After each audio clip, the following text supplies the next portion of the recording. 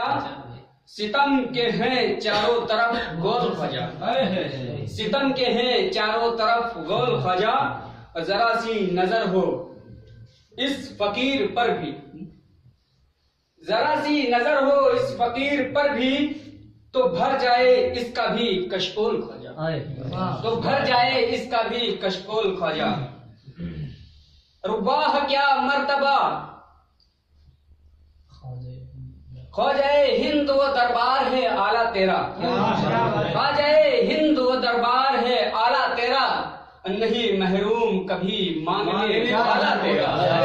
محروم کبھی مانگنے والا تیرا۔ حضرات، میں نے جس آیت کریمہ کی تلاوت کا شرف حاصل کیا، اللہ تبارک تعالیٰ نے ارشاد فرمایا، حق آیا، باطل مٹا، اور باطل کو مٹنا ہی ہے، اور مٹنا ہی تھا، باطل کو مٹنا ہی تھا۔ اب آپ لوگوں کے ذہن میں ایک بات آئی ہوگی کہ یہاں پر ذکر کیا جائے گا خواجہ غریب نواز کا، اور حق آیا باطل مٹا، باطل کو مٹنا ہی تھا، یہ موضوع کہاں سے آ گیا؟ تو سنیے، ہندوستان کے اندر اگر دیکھا جائے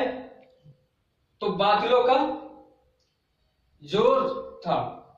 باطلوں کا دبدبا تھا، ہر طرف ظلم و بربریت کے پہاڑ کھڑے تھے، یہاں پر محبت نام کی کوئی چیز نہیں تھی، ذرا سی بات پہ جھگڑا کرنا، ایک رب کو ماننے کے سوا کروڑوں کو ماننا، طرح طرح کے اگر دیکھا جائے برائیوں میں لوگ گرفتار تھے،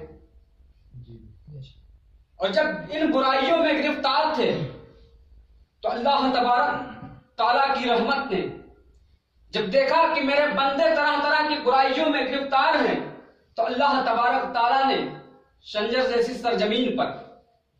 ایک اپنا محبوب بندہ سنجر کی سرزمین پر پیدا کیا، اور پیدا کرنے کے بعد میں اس کا نام معین الدین حسن رکھا گیا۔ آپ کے والد ماجد حضرت غیاث الدین حسن فرماتے ہیں کہ جب میرا بیٹا معین الدین حسن اپنی ماں کے شکمہ اطہر کے اندر تھا تو میرے گھر سے مشک و عنبر کی خوشبو آیا کرتی، میں چاروں طرف خوشبو کا پتہ لگایا کرتا تھا کہ آخر یہ خوشبو کہاں سے آتی ہے، تو اس خوشبو کا پتہ نہیں چلتا تھا۔ لیکن جب 9 مہینے کے بعد میرا بیٹا معین الدین حسن اس دنیا کے اندر آیا تو وہی خوشبو جو میرے گھر کے چاروں طرف سے آیا کرتی تھی میرے بیٹے معین الدین حسن کے جسم اطہر سے آتی تھی، جسم سے آیا کرتی تھی۔ آپ کی والدہ ماجدہ ماہ نور فرماتی ہیں کہ میرا بیٹا جس دن سے پیدا ہوا میرے جتنے دشمن تھے سب کے سب دوست بن گئے تھے۔ اللہ اللہ، یہ کون ہے؟ اللہ کا وہ محبوب بندہ ہے جس نے دنیا کے اندر اگر دیکھا جائے تو بہت دین کا کام کیا ہے، لاکھوں لوگوں کو صاحب ایمان کیا، کروڑوں لوگوں کو صاحب ایمان کیا۔ لیکن جب آپ دھیرے دھیرے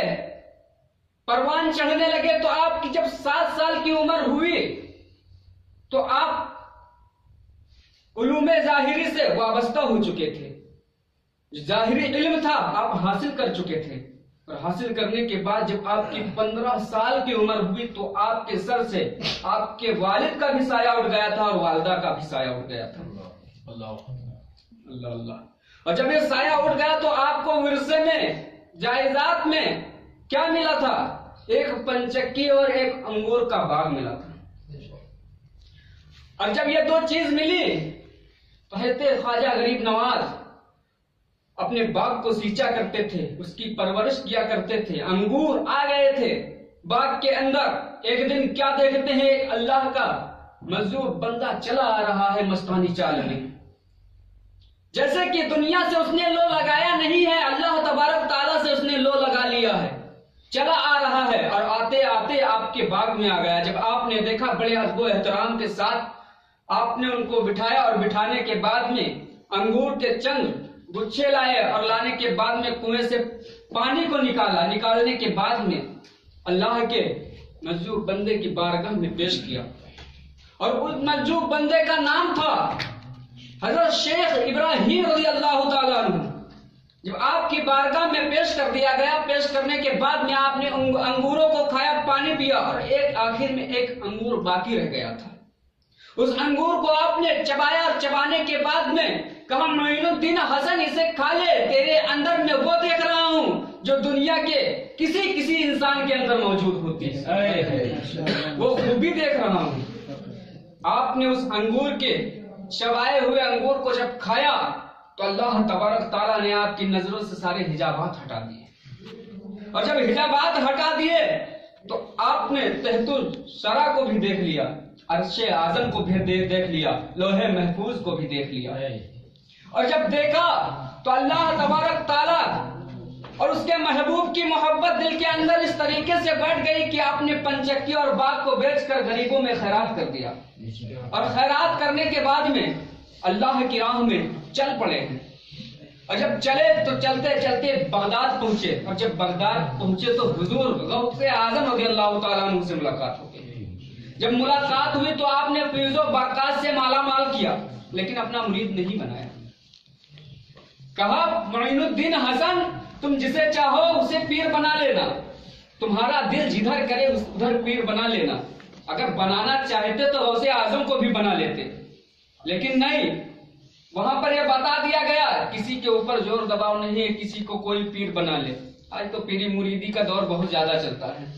تو میرا پیر ہو جا ورنہ میں تیرا دشمن ہوں، تو میرا مرید ہو جا ورنہ میں تیرا دشمن ہوں،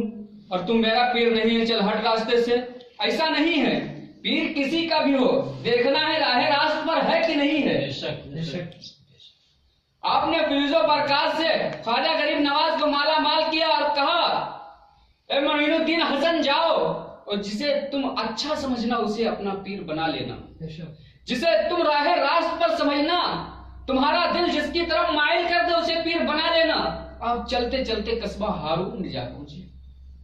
جب قصبہ ہارون میں جا پہنچے تو کیا دیکھا کہ غریب جا رہے ہیں